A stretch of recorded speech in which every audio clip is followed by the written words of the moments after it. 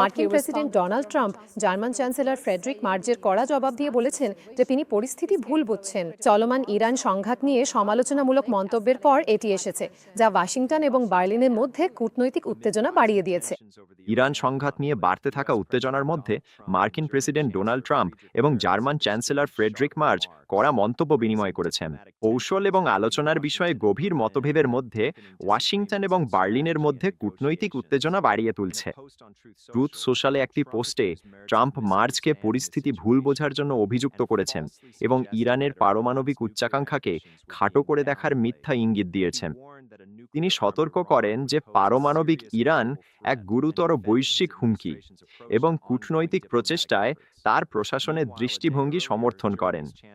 একদিন আগে জার্মানির চ্যান্সেলর ফ্রেডরিক মার্জ ইরান যুদ্ধে মার্কিন কৌশলের সমালোচনা করে বলেন, পরিস্থিতি ওয়াশিংটনের পরিকল্পনাহীনতা প্রকাশ করে এবং ইরানি নেতৃত্বে পুরো জাতিকে অপমানিত করা হচ্ছে। মার্জ বলেন, ইরান ইচ্ছাকৃতভাবে আমেরিকার সাথে আলোচনা পেছাচ্ছে এবং নেতৃত্ব ও রেভলিউশনারি গার্ডদের বিরুদ্ধে জনগণকে অপমানের অভিযোগ তুলেছেন। আমেরিকানদের স্পষ্টতাই কোনো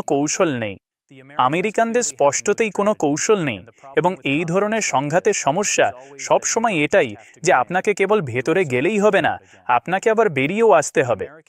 আমেরিকানদের স্পষ্টতাই কোনো কৌশল নেই এবং এই ধরনের সংঘাতের সমস্যা সবসময় এটাই যে আপনাকে কেবল ভেতরে গেলেই হবে না, আপনাকে আবার বেরিয়েও আসতে হবে। দক্ষতার সাথে আলোচনা করা বা খুব দক্ষতার সাথে আলোচনা না করা। এই বিনিময় ইরান সংঘাত নিয়ে ওয়াশিংটন এবং বার্লিনের মধ্যে গভীর বিভাজনকে তুলে ধরে এবং চলমান সংকটে কৌশল ও ফলাফল নিয়ে উভয় পক্ষ কড়া সমালোচনা করায় ক্রমবর্ধমান কূটনৈতিক চাপকে স্পষ্ট করে।